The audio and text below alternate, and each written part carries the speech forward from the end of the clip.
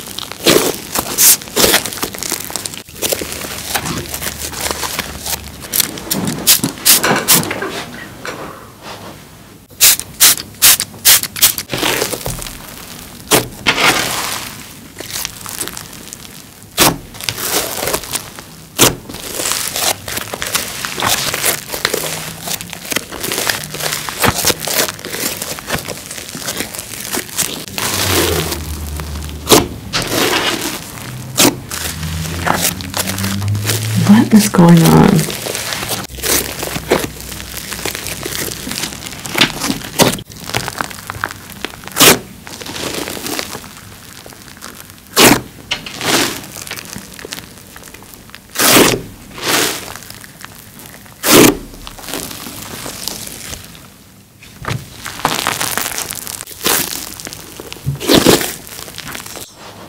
She was a lot cuter, but she's old, so she's a little faded.